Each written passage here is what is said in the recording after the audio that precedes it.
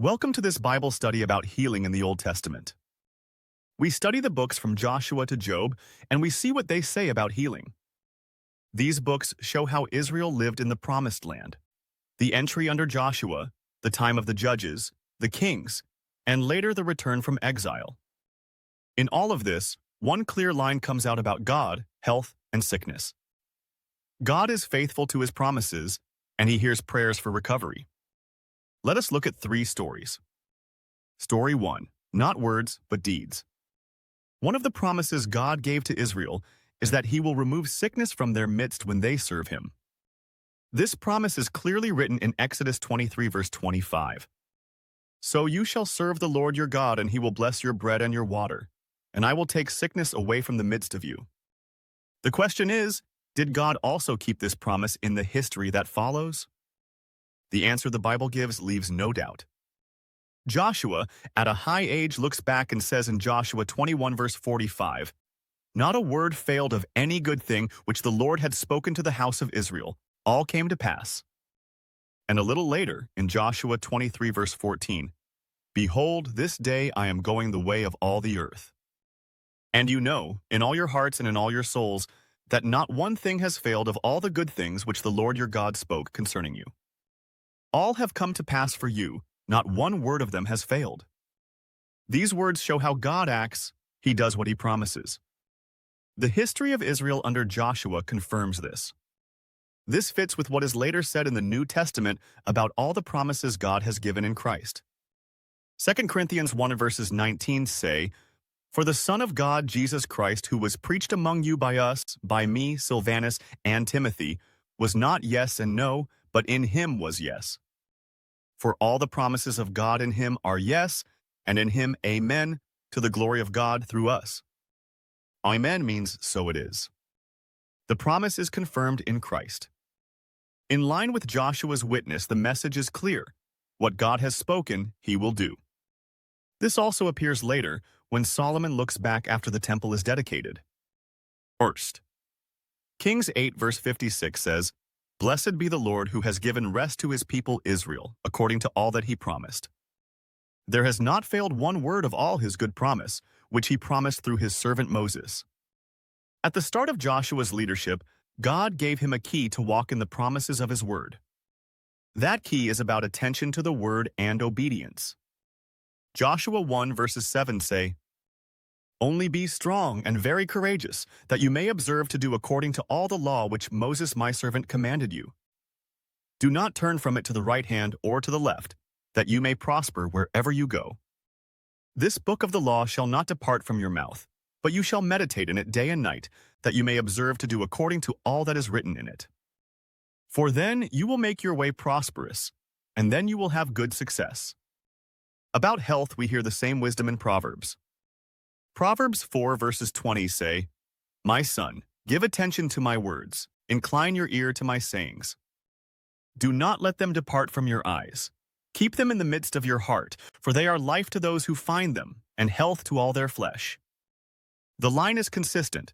God speaks, God promises, God acts. And he shows the way to live in his promises, keep his words, think on them, and obey. When God has promised health and healing in the law of Moses, he will surely keep it. Story 2. Solomon's Prayer. After King David, Solomon comes to the throne.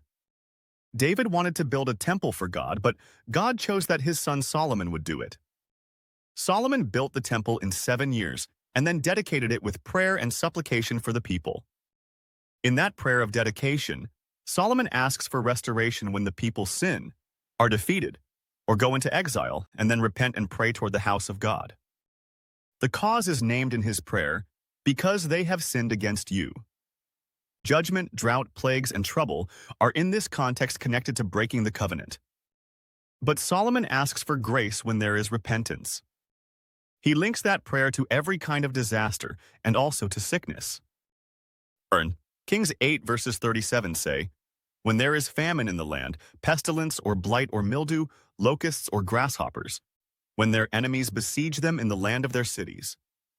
Whatever plague or whatever sickness there is, whatever prayer, whatever supplication is made by anyone or by all your people Israel, when each one knows the plague of his own heart and spreads out his hands toward this temple. Then hear in heaven your dwelling place, and forgive, and act, and give to everyone according to all his ways, whose heart you know. For you alone know the hearts of all the sons of men. The prayer also includes personal suffering, like sickness. What happens when someone offers a plea toward the temple and repents? Then Solomon asked God to forgive and to restore the person. But you may think, that is good, but is this only for Israel and not for the nations? Thankfully, Solomon's prayer goes further. 1 Kings 8 verses 41 say, "Moreover, concerning a foreigner, who is not of your people Israel, but has come from a far country for your name's sake, for they will hear of your great name and your strong hand and your outstretched arm. When he comes and prays toward this temple, hear in heaven your dwelling place, and do according to all for which the foreigner calls to you, that all peoples of the earth may know your name and fear you, as do your people Israel, and that they may know that this temple which I have built is called by your name." This shows that God's heart goes out to all who call on him.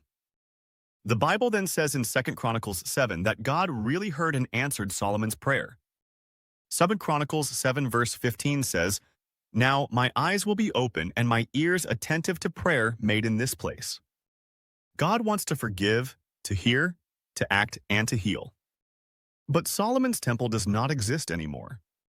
Now here is the good news. In the New Testament, believers are temples of God because the Holy Spirit lives in us. Prayer is no longer toward a stone building, but directly to God who already lives in us. 1 Corinthians 6 verse 19 says, "Or do you not know that your body is the temple of the Holy Spirit who is in you, whom you have from God, and you are not your own?" We see almost the same promise God gave to Solomon also in the New Testament.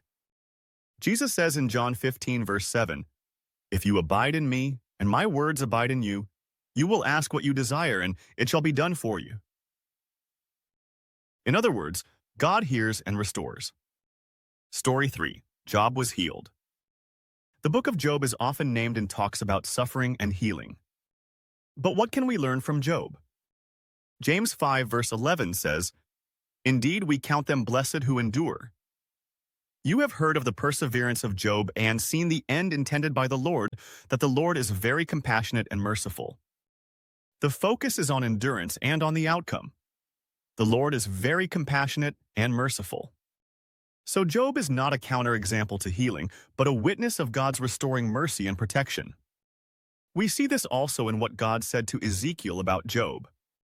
Ezekiel 14 verses 19 say, "Or if I send a pestilence into that land and pour out my fury on it in blood, and cut off from it man and beast, even though Noah, Daniel, and Job were in it, as I live, says the Lord God, they would deliver neither son nor daughter. They would deliver only themselves by their righteousness." This shows that God knows the righteous and saves them from pestilence and sickness.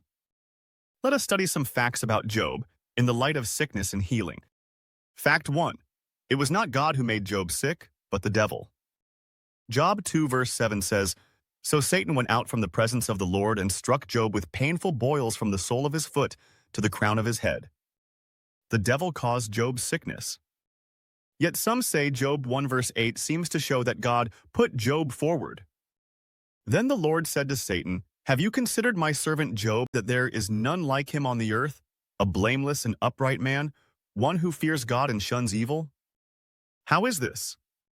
According to a note in the Bible, this can also be read as, "Have you set your heart upon my servant Job?" This means the devil already had Job in view, and God knew this and asked about it. The start of the evil is not with God, but with the devil. Fact 2. Job lived before Moses and the covenant God made with Israel. The promise that God is the healer and will not put the diseases on Israel was given in the covenant to Moses. Job lived earlier. So his case is not the same as Israel under the law of Moses. If Job had lived after Moses, he would have stood in the covenant of Moses and been kept from plague and sickness. We already read this line in the book of Ezekiel. Fact 3. God protected Job. Before the attacks of the devil began, we see Job's success and God's protection. Job 1 verse 10 says, "Have you not made a hedge around him, around his household, and around all that he has on every side?" You have blessed the work of his hands, and his possessions have increased in the land. And even in the attacks of the devil, God set a limit. Job 2 verse 6 says, "And the Lord said to Satan, Behold, he is in your hand, but spare his life." Fact 4. Why could Job be attacked? The Bible shows the spiritual reality. There are two kingdoms at work, and without the redemption of Jesus, everyone lies under the power of the devil. 1 John 5 verse 19 says, "We know that we are of God, and the whole world lies under the sway of the wicked one." The Bible does not give the exact reason why the devil could attack Job, but it does make clear that in Christ receive authority to resist the devil, something Job did not yet have. James 4 verse 7 says, "Therefore submit to God, resist the devil, and he will flee from you." Whatever the reason was that Job became sick, for us the picture is different.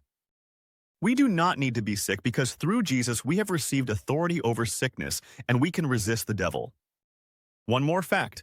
Be careful with loose quotes from Job. The book of Job is wisdom literature and is for a large part a debate between Job and his friends. Not everything said there is theologically right. God himself says this in Job 38 verses 1. Then the Lord answered Job out of the whirlwind and said, "Who is this who darkens counsel by words without knowledge?" And Job 40 verse 8 says, "Would you indeed annul my judgment?